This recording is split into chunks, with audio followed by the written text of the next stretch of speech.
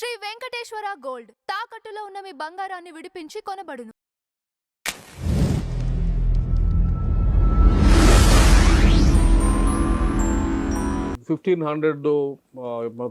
ఏడీ వచ్చిన తర్వాత కూడా ముస్లిమ్స్ వచ్చిన తర్వాత కూడా ఈ చర్చిలు అనేవి ఇట్లా చాలా నడుస్తా వచ్చినాయి అనేది విజయనగర దాంట్లో కూడా డిస్కషన్స్ ఉన్నాయి అన్నట్టు నేను వింటున్నాను. నేను 500 కాదండి, 500 బిఫోర్ కామన్ ఎరాలో కూడా ఆదిశంకరాచార్యుల వారు చాలా మందితోటి చర్చలు చేసి వాళ్ళ వాదనల్ని ఖండించి ఇదే సరైన వాదన నిరూపించి అద్వైత స్థాపన చేశారు. అండ్ ఐఎమ్ సీయింగ్ 2500 నుంచి భారతదేశంలో చర్చల ద్వారా అభిప్రాయాల్ని వాదోపవాదాల ద్వారా తేల్చుకోవడం అనేది ఉంది. నాకు అర్థమైన హిందూయిజం ఏంటంటే, హిందూయిజం అనేది చాలా పెద్ద వ్యాస్ట్ ఓషన్ అండి. అది అందులో అద్వైత ఒక 10-15 రకాల స్కూల్స్ ఉన్నాయి, స్కూల్స్ ఆఫ్ థాట్స్ ఉన్నాయి. హిందూయిజంలో ఒకటే దేవుడు అనేది, డ్యూయలిజం అనేది ఉంది, పాలిథిజం ఉంది, అన్ని రకాల వాటికి అందులో ప్లేస్ ఉంది. సో దీన్ని ఇది అని సత్యం అనే దగ్గర కూడా ఇది ఒకటే సత్యం అనే దగ్గర కూడా లేదు. రిలేటివ్ ట్రూత్ అనేది ఒకటి ఉంది, ట్రూత్ అనే దగ్గర కూడా. సో ఇది ఒక పెద్ద ఓషన్ లెక్క ఉందన్నమాట హిందూ మతం అనేది. ఒక అంటే క్రిస్టియానిటీ, ఇస్లాం ఇవన్నీ కూడా ఒక పాయింట్ దగ్గర అయిపోతే ఆ పాయింటే కరెక్ట్ అని దాని చుట్టూ తిరుగుతూ ఉంటాయండి. సనాతన ధర్మం ఏముంటుందంటే సత్యానికి ఒకటే పాయింట్, డివిజన్స్ ఉంటాయి, నెంబర్ ఆఫ్ డివిజన్స్. కరెక్ట్ అయినంత మాత్రం ఇంకోటి కరెక్ట్ అవ్వకూడదు పాయింట్. అక్కడ కాంట్రడిక్షన్ ఒకటి ఏంటంటే, ఒకటే దేవుడు అన్నప్పుడు అనేక మంది కూడా దేవుళ్ళు అన్నప్పుడు రెండిటికి పొంతన లేని వాటిని కూడా హిందూ మతం ఆశ్రమిస్తుంది. లేదు, అసలు సనాతన ధర్మంలో అనేక మంది దేవుళ్ళు అనే కాన్సెప్టే లేదు. చాలా క్లియర్ గా ఉంది. ఇందాక చెప్పాను, బహుదా వదంతి, ఉన్నది ఒకటే సత్యం అండి. ఆ సత్యాన్ని రకరకాల పేర్లతో పిలుచుకున్నారు. దానికి ఇందాక ఎక్స్ప్లెనేషన్ ఇచ్చారు. మళ్ళీ వెళ్తే అదే లెంత్ అయిపోయింది. ఇచ్చేసారు. ఆ 4 ప్రశ్నలకి లలిత్ గారు సమాధానం చెప్పారు. ఆయన అడిగిన ఒక ప్రశ్నకి ఫినిష్ క్లోజ్ చేశారు మీరు. మాదే తప్పని మాట్లాడే వాళ్ళకి తెలియని విషయాలు. ఇప్పుడు వెంకటేశ్వర స్వామిని రకరకాల ఇప్పుడు భావాలు దెబ్బ తీయటం అనేది. అందుకే నేను ఒక మాటలో ఆన్సర్ చెప్పిన, ఏమైనా కానీ ఒక ప్రేమ లేకుండా ఏం చేసినా కానీ అది తప్పు క్రిస్టియన్ పరంగా అయితే అనేది క్రిస్టియన్ సిద్ధాంతం. సార్, ఇప్పుడు క్రిస్టియానిటీ ప్రకారమే ఇతర దేవతలను పూజించే వాళ్ళ విగ్రహాలు నాశనం చేయండి, వాళ్ళ నామరూపాలు లేకుండా చేయండి అని గ్రంథం చెప్తుంది. అలాంటి గ్రంథం హిందువుల్లో ఎక్కడైనా, హిందూ గ్రంథాల్లో ఎక్కడైనా అలాంటి వచనాలు చెప్పారా?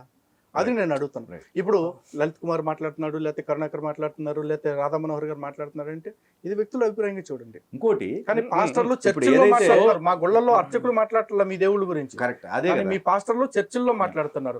ఎందుకంటే వాళ్ళ మత గ్రంథం చెప్పి సహించొద్దు. లలిత్ గారు, ఇదే ప్యాటర్న్ గుళ్ళలో జరిగితే ఏమైందండి పరిస్థితి? నిజంగా గుళ్ళల్లో అలాంటి ప్యాటర్న్ జరిగే రోజుకి వస్తే ఏమీ జరగదండి. భారతదేశం బాగుపడుద్ది కదా, బాగుపడుద్ది. నిజంగా అది జరగట్లేదండి. ఎందుకంటే అక్కడికి వెళ్తే పూజ అంటే పూజ చేసామా, వెళ్ళిపోయాం, అక్షంతలు అంతే. నిజంగా అర్చక స్వాములు కూడా ధర్మాన్ని ఎలా కాపాడుకుందాం, పాషాణ మతాల జోలికి పోవద్దనే మాట చెప్పడానికి వస్తే భారతదేశం అద్భుతంగా బాగుంటుంది. ప్రతి గుళ్ళో ఈ విధంగా ఇప్పుడు మనకి ఎగ్జాంపుల్ చూపించారు చూసారా? అలా గనక జరిగితే అంటే ఈ చర్చలు జరగాలంటే నేను మనం ఎట్లయితే చర్చలు మసీదులు కాదండి, డిస్కషన్స్, డిబేట్స్ ఇట్లాంటివి జరగాలి. అన్ని చోట్ల జరగాలి, చోట్ల కాదు. మీ ఏదైతే క్రిస్టియానిటీ ఉందో అక్కడ జరగాలి.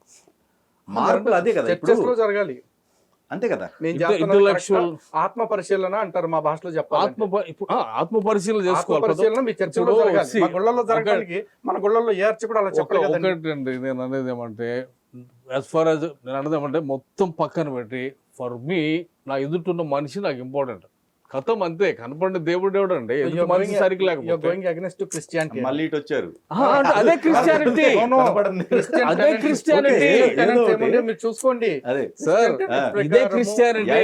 నీ ముందున్న మనిషిని ప్రేమించకుండా దేవుడా నేను నిన్ను ప్రేమిస్తున్నానంటే అంటుంది బైబుల్. యేసు స్వయంగా చెప్తున్న మాట ఏంటంటే, నన్ను తప్ప తన తల్లినైనను తండ్రినైనను ప్రాణమునైనను అధికముగా ప్రేమించువాడు నా శిష్యుడు కానేరడు అని ఉంది.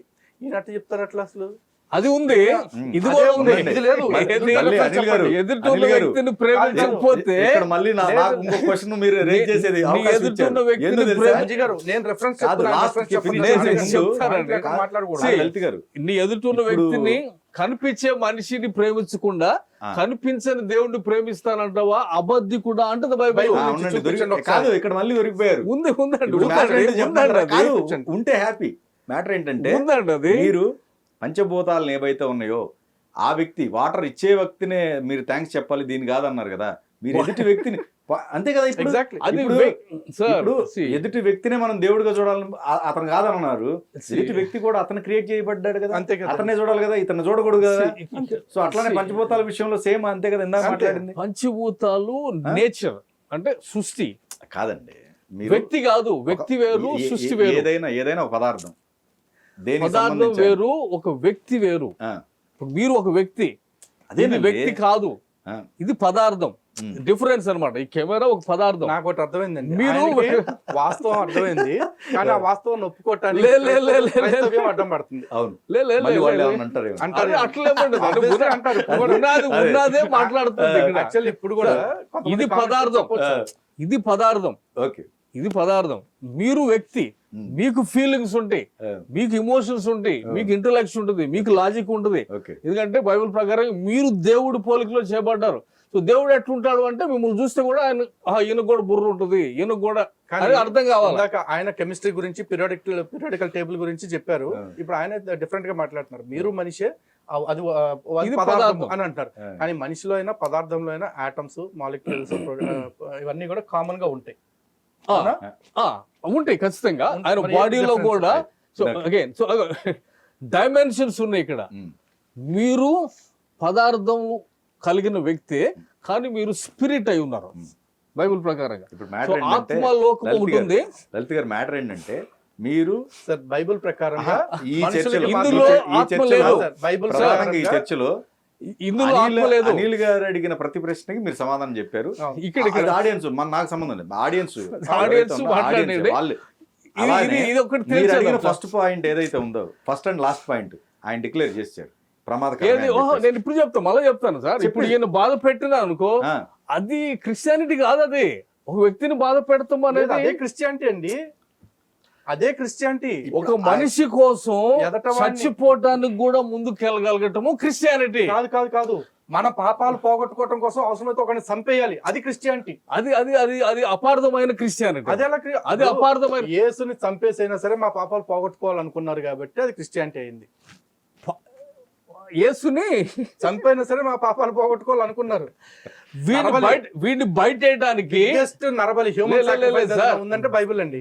వీడిని బయటేయడానికి కానీ ఒక మాట సార్, వీడిని బయటేయడానికి ఓకే, లలిత్ నా గారు. ప్రాణమైనా పెడతా ఇప్పుడు- అనేది క్రిస్టియానిటీ. క్రిస్టియానిటీలో ఇప్పుడు ఇలాంటి వ్యక్తులు ఉన్నారు, మంచి వ్యక్తులు కూడా ఉన్నారుగా. లేదండి, అందరూ దొంగ. సరే, అందరూ అవుతారా? నేను చెప్తున్నా కదా, నేను దాని మీద గుడ్డి పెట్టుకుంటాను రెడీ. Okay, okay. అంటే ఎట్లాంటి వ్యక్తులను వదిలేద్దాం. ఇట్లాంటి వ్యక్తుల్ని, ఎందుకంటే వీళ్ళు క్రిస్టియానిటీలో ఇప్పుడు వీళ్ళనైతే వీళ్ళు ఎంకరేజ్ చేయట్లేదు అన్నారు. ఇప్పుడు క్రిస్టియన్- ఆయన ఏమంటున్నారు, అనిల్ గారు, ఇట్లాంటి క్రిస్టియానిటీలో- వ్యక్తులు అసలు మేము ఎంకరేజ్ కూడా చేయమండి ఇలాంటి అని చెప్పేసి. క్రిస్టియానిటీలో ఇద్దరు ఉంటారండి మంచి వాళ్ళు. ఉమ్. అంటే మొత్తం 3 రకాల వాళ్ళు ఉంటారు. ఒకళ్ళు క్రైస్తవులు, ఒకళ్ళు మంచి రెండోవాడు మంచి క్రైస్తవులు. ఈ మంచి క్రైస్తవుల్లో ఇద్దరు ఉంటారు. ఒకడు అస్సలు పుట్టనోడు, రెండోవాడు చచ్చిపోయి సమాధిలో ఉన్నాడు. అవునా? ఓకే. అంతే. బతికున్న క్రైస్తవుడు మానవాళికి ప్రమాదకరమే. లేదు, లేదు. బతికున్న ప్రతి క్రైస్తవుడు ప్రమాదకారే.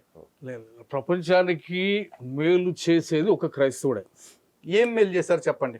ఎందుకంటే let's get ఏం మేలు చేశారు చెప్పండి. ఒక మాట ఉందండి, అట్లా చేయనోడు కరెక్ట్ ఏం మేలు చేశారు చెప్పండి. ఒక మాట చెప్తా. ఒక్క క్రైస్తవుడే మేలు చేస్తాడు అన్నారు కాబట్టి ఏం మేలు చేస్తాడు అని అడుగుతున్నారు. దీనికి ఒక్క కనెక్షన్ నేను ఇవ్వాలి. నేను అన్నది ఏం ఏమంటే, మేలు చేశాడు చెప్పండి. ఆది కాండంలో 12 అధ్యాయంలో అబ్రాహాము అనేంత దేవుడు మాట్లాడతాడు. ఆయన మాట్లాడిన దాంట్లో ఒక మాట ఏంటంటే, అబ్రాహామా, నేను నిన్ను పిలుస్తున్నా, నేను నిన్ను ఆశీర్వదిస్తా, భూలోకంలో అన్ని వంశాలు నీ గుండా ఆశీర్వదించబడాలి. సో బైబిల్ కోరుకునేది ఏంటంటే అందరూ ఆశీర్వదించబడాలి అనే దగ్గర బైబిల్ స్టార్ట్ అవుతుంది. సో బైబిల్ చేసేది ఆశీర్వదించడం, మంచి చేద్దాం అనేదే బైబిల్. సరే, నిన్ను వల్ల నీ పొరుగు వారిని ఆశీర్వాదాలు- అన్ని వంశాలకి బ్లెస్సింగ్ ఉండాలి, అదే ఆశీర్వదకరంగా ఉండాలి. నిన్ను వల్ల నీ పొరుగు వారిని ప్రేమించంటే ఏంటంటే తప్పది. రెఫరెన్స్ అడుగుతుంటే ఆశీర్వాదం యేసుపాదం అని చెప్పేసి చెప్తున్నారు. నాకు ఆ స్టోరీలు వద్దు, నాకు రెఫరెన్స్ తో మాట్లాడండి. ఆది కాండంలో నిన్ను వలె నీ పొరుగు వారిని ప్రేమించు అని చెప్పేసి అన్నాడు బైబిల్లో. బైబిల్లో. భగవద్గీతలో అద్వేష్ట సర్వభూతానాం మైత్రకరణ ఏవచాన్ ఉంది. అంటే నిన్ను వలె నీ పక్క నుండి ప్రతి జీవరాశిని, మనుషులే కాదు జంతువుల్ని కూడా నిన్ను నువ్వు ఎంత ప్రేమించుకుంటావో అంత ప్రేమగా చూసుకో, ఎటువంటి ద్వేష భావన లేకుండా మైత్రి కరుణ భావనలతో అన్నారు. ఇప్పుడు మనిషిని మాత్రమే ప్రేమించని చెప్పిన గ్రంథం గొప్పదా, మనిషితో పాటు ప్రతి జీవరాశిని ఒకేలా ప్రేమించు అని చెప్పిన గ్రంథం గొప్పదా? సెకండ్ మళ్ళీ మనం అందులోకి వెళ్తున్నాం. అది అనే మీరు అన్న మాట మీరు మొదలెట్టిన టాపిక్ కదా. సృష్టి నది, సృష్టిని ప్రేమించాలా లేదా చేసిన ప్రేమించాలా అనే దగ్గరికి వెళ్తున్నాం మనం. ఇప్పుడు నదులు జీవరాశులు పక్కన పెట్టండి. మీ పక్కన ఒక జంతువు ఉంటే కుక్కని, పిల్లిని, పందిని, ఆవుని, ఎద్దుని అన్నిటిని ప్రేమించమని చెప్తున్నారు ఒకేలాగా. ప్రేమించడం కాదండి, ఇందులో ఉన్న పదం ఏంటంటే స్టూవర్డ్షిప్ అంటారు. అంటే ఏంటంటే నీ చేతికి అప్పగించబడి వాటి బాధ్యత నీది, వాటిని జాగ్రత్తగా చూసుకోవాలి. స్టూవర్డ్షిప్ అంటే నీ ఆధీనంలోకి ఇవ్వబడ్డాయి. కంపెనీలో ఈ డిపార్ట్మెంట్ నీది అన్నప్పుడు స్టూవర్డ్షిప్, అందులో నీకు మార్కులు ఇస్తారు. అది బైబుల్ ప్రకారం మనిషికి ఇవ్వబడింది స్టూవర్డ్షిప్. అక్కడ జాగ్రత్త ప్రేమించడం కాదు, పూజ చేయటం కాదు.